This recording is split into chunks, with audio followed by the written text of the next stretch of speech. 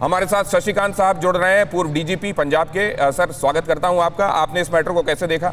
ये पॉलिटिक्स है या ये जरूरी है? देखिए, जो नोटिफिकेशन गवर्नमेंट ऑफ इंडिया की ओर से हुआ है, मैं उसको समझता हूँ बिल्कुल सही नोटिफिकेशन है। उसमें अगर आप देखें, जहां कोई पॉलिटिक्स कर रहे हैं लोग, उनको ये नोट करना चाहिए। सिर्फ 3 लाइन का नोटिफिकेशन है, जिसमें लिखा है मणिपुर, मिजोरम, त्रिपुरा, नागालैंड, मेघालय और union territories of Jammu Kashmir and Ladakh, ये पूरे स्टेट पे उनका जुरिस्डिक्शन होगा बीएसएफ का।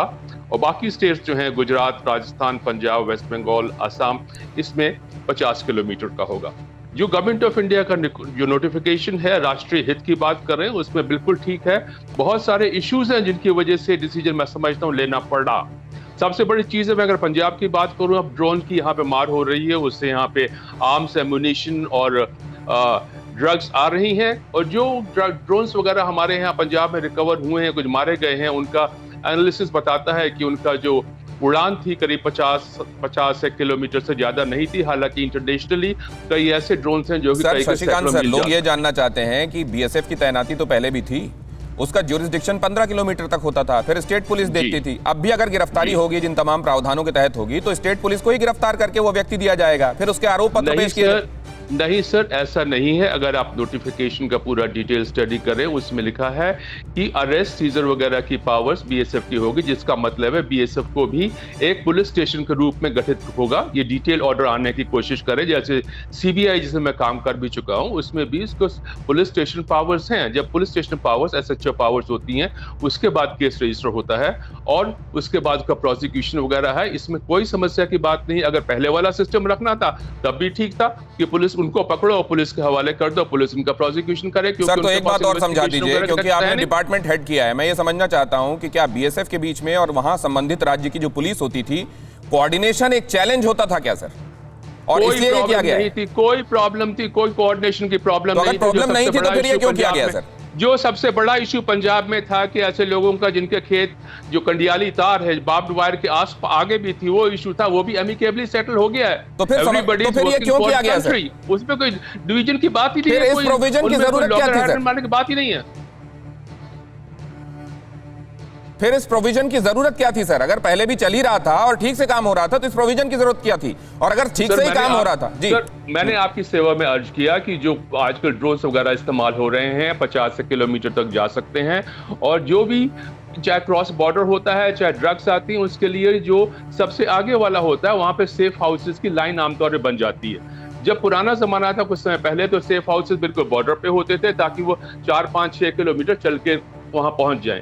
अब रोड इंफ्रास्ट्रक्चर सब कुछ बहुत हो गया है, immediately they can go anywhere. इसलिए जरूरत है ताकि उसका इंटरसेप्शन हो सके। और ये युग है जो आजकल का युग जो है स्पेशलाइजेशन का है। इंपॉर्टेंट बात आप कह रहे हैं पास वो स्पेशलाइज्ड पावर नहीं है। ये बातें आपको संतुष्ट करती हैं?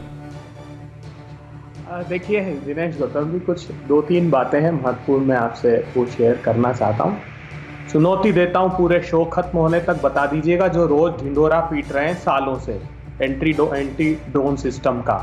और कुछ फर्जी चैनलों ने तो खबर भी चला दी थी कि डीआरडीओ ने पहले से एंटी ड्रोन सिस्टम लगा रखे हैं देश भर के अब सीमावर्ती क्षेत्रों में। सर, अभी बीएसएफ के मुद्दे पर आए ना प्लीज।